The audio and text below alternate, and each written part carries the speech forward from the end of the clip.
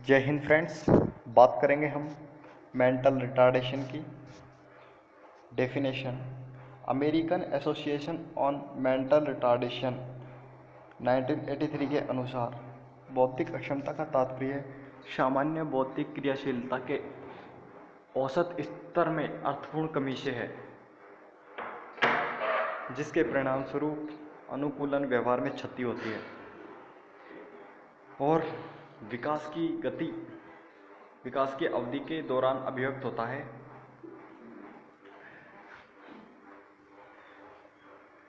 इस परिभाषा का विश्लेषण करने से स्पष्ट होता है कि सिर्फ बुद्धिलब्धि ही अकेले बौद्धिक अक्षमता के कारण नहीं है, बल्कि अनुकूल व्यवहार में कमी भी इसका कारण है, जो विकास की अवधि में प्रभाव डालता है।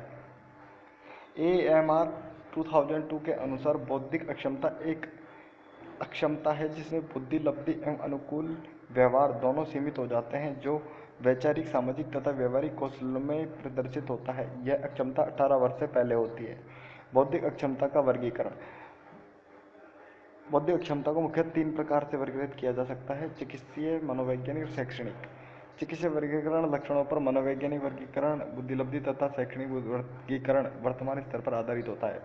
बौद्धिक अक्षमता का वर्गीकरण निम्नलिखित उद्देश्यों की पूर्ति के लिए अत्यंत आवश्यक होता है।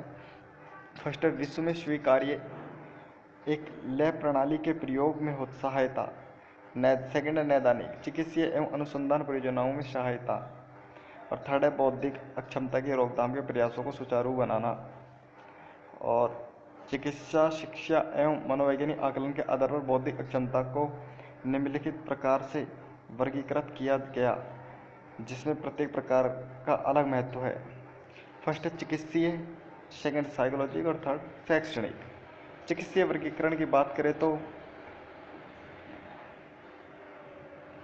चिकित्सीय लक्षणों एवं प्रभावित करने वाले विभिन्न कारकों के अनुसार बौद्धिक अक्षमता को निम्नलिखित वर्गों में बांटा गया है: संक्रमण एवं नशा, उपापचय एवं पोषण, जन्म पूर्व अज्ञात कारक, गर्भधारण संबंधी कारक, पर्यावरणीय कारक, मानसिक एवं शारीरिक कारक, मानसिक रोग, गुणसूत्रीय असामान्यता, मनोविकार, अन्य कारक। मनोवैज्ञानिक वर्गीकरण। मनोवैज्ञानिक वर्गीकरण के अंतर्गत मनोवैज्ञानिक परीक्षणों के द्वारा व्यक्ति का आकलन कर उसका बौद्धिक स्तर ज्ञात किया जाता है।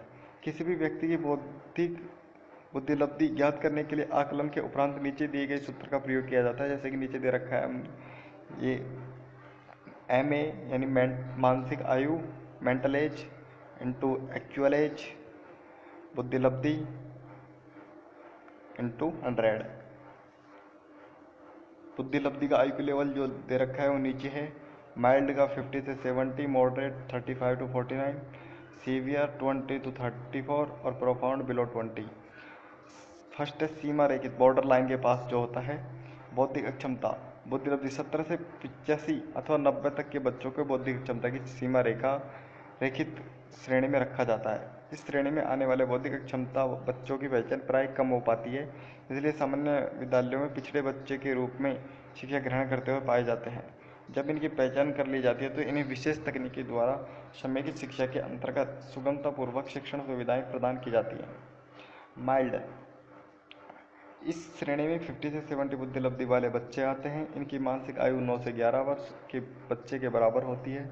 इन्हें सामाजिक कौशल, शैक्षणिक कौशल तथा सूक्ष्म गामक क्षेत्र में विकसित किया जाता है। इन्हें कक्षा 6 तक पढ़ाया जा सकता है। ये अपने दैनिक जीवन में के क्रियाकलाप में आत्मनिर्भर होते हैं। ये व्यवसाय के क्षेत्र में पूर्ण सहयोग करते हैं, परंतु इन्हें निर्देशन की आवश्यकता होती है। मॉडरेट बौद्धिक क्षमता, इस श्रेणी में 35 से 49 IQ लेवल वाले बच्चे आते हैं।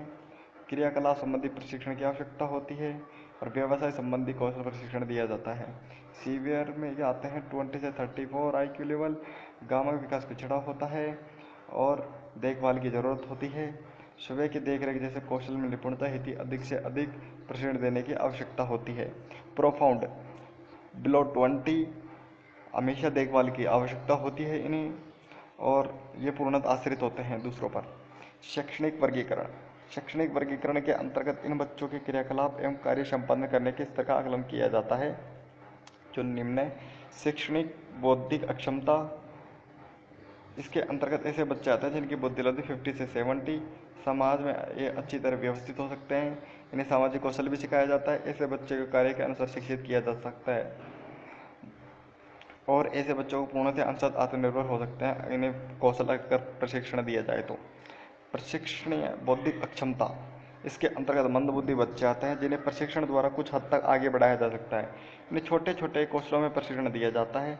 इनका सामाजिक समायोजन एक सीमा तक ही हो पाता है। इन्हें भी व्यावसायिक हेतु प्रशिक्षित किया जा सकता है। अभिरक्षणीय, इसके अंतर्गत वे बच्चे आते हैं जिन्हें विशेष देखरेख की जरूरत होती है। इनके कामक विकास हेतु विभिन्न प्रकार के उपकरणों प्रयोग करते हुए प्रशिक्षण दिया जाता है। बौद्धिक क्षमता के लक्षण, बौद्धिक क्षमता अन्य बच्चों की तरह किसी क्रिया को आसानी से नहीं सीखता। सेकंड, ऐसे बच्चों को बैठने स्थान परिवर्तन, हाथ पैर के प्रयोग इत्यादि में कठिनाई महसूस होती है।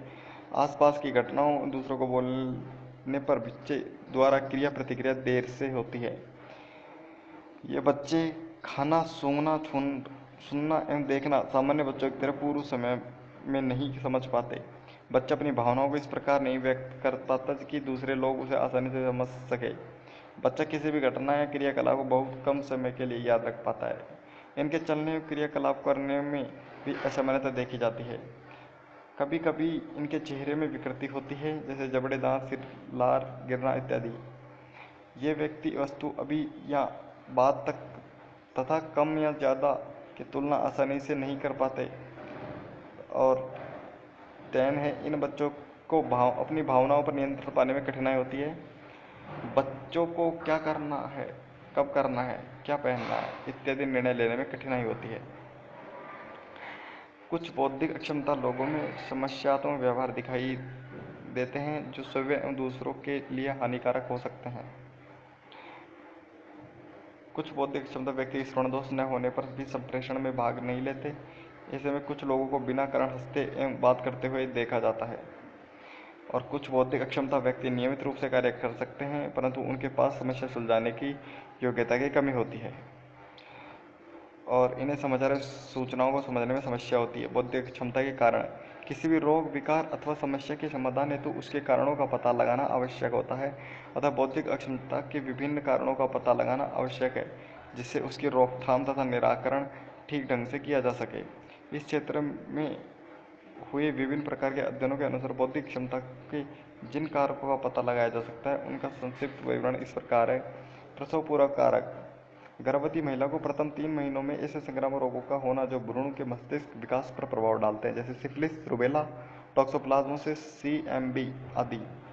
गर्भावस्था में मधुमेह, उच्च रक्तचाप, हाइपोथायरॉयडिज्म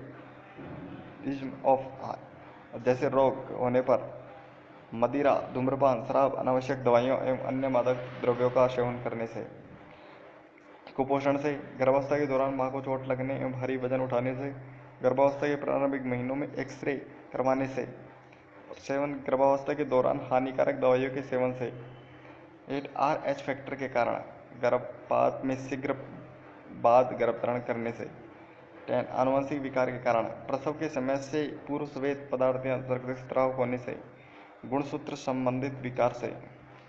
प्रसव के समय के कारक, फर्स्ट, समय से पूर्व बच्चे का जन्म होने से, और सेकंड, प्रसव में अधिक समय लगने से, नाभि रज्जु के ज़्यादा लिपट जाने से, भ्रूण की असामान्य स्थिति से, जन्म के समय शिशु का वजन कम, नवजात शिशु के सिर पर चोट लगने से। बच्चे को हाइपोक्सिया होने अर्थात अधिक समय तक ऑक्सीजन न मिलने से, भ्रूण के सिर एवं जनन मार्ग का अनुपात सही न होने के कारण, लंबे समय तक प्रसव पीड़ा होने से एवं प्रसव के समय उपकरणों को गलत प्रयोग से, नवजात शिशु के मस्तिष्क में विभिन्न कारणों से रक्तस्राव के कारण, मां को दी गई बेहोशी या कीटनाशक दवाइयों के कारण। जन्म के बाद कारक, नवजात शिशु में अत्यधिक पीलिया होने से, जन्म से 2 वर्ष के जीवन काल में अत्यधिक कुपोषण से, बार बार मिर्गी के दौरे पड़ने से, दुर्घटना के कारण मस्तिष्क में चोट लगने से, बच्चे के मस्तिष्कावशोथ या मस्तिष्क शोथ